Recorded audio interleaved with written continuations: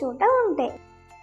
దేవాపురం అనే గ్రామంలో రామయ్య, భీమయ్య అనే ఇద్దరు స్నేహితులు నివసించేవారు.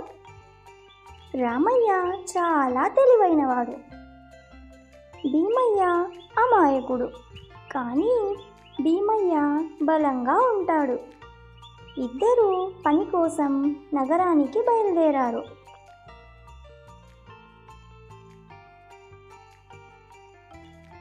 అడవి మార్గంలో నడుస్తూ ఉన్నారు.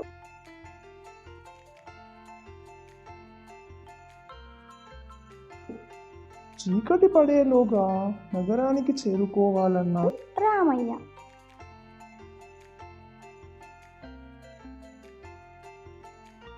అవును, లేదంటే జంతువులతో ఇబ్బంది పడాల్సి వస్తుంది బదులిచ్చాడు భీమయ్య.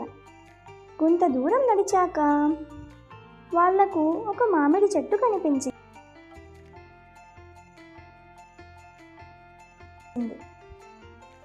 వెంటనే పండు కోసుకొని తినబోయాడు భీమయ్య. మిత్రమా, ఆగు. అడవిలో ఏది పడితే అది తినవద్దు.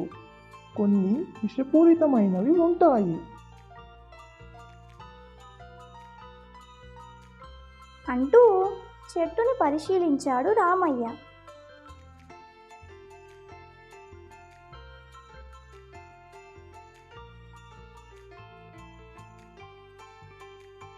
ఒక కొమ్మ మీద ఉడుత పండు తింటుండడం చూసి, ఇప్పుడు ఇది నువ్వు తినొచ్చని అన్నాడు.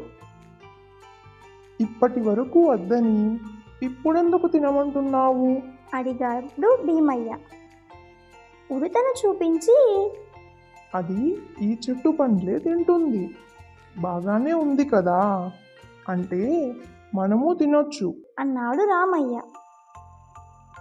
నువ్వు తెలివైన వాడివి, నీతో ధైర్యంగా ఎటైనా వెళ్ళొచ్చు అన్నాడు భీమయ్య. ఇంతలోనే అక్కడ పొదల్లో ఏదో అలికిడి అయ్యింది.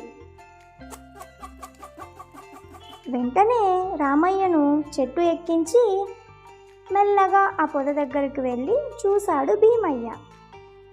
అక్కడ దాక్కున్న ఇద్దరు దొంగలు ఒక్కసారిగా చూసి పారిపోయారు.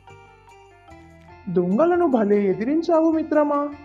నీవు లేకపోయి ఉంటే నేను చాలా భయపడేవాడిని అన్నాడు రామయ్య. అందుకే నిన్ను ముందే చెట్టు ఎక్కించాను బదులిచ్చాడు భీమయ్య. ఇలా ధైర్యమున్న స్నేహితుడు ఉంటే ఇంకేం కావాలి అన్నాడు రామయ్య.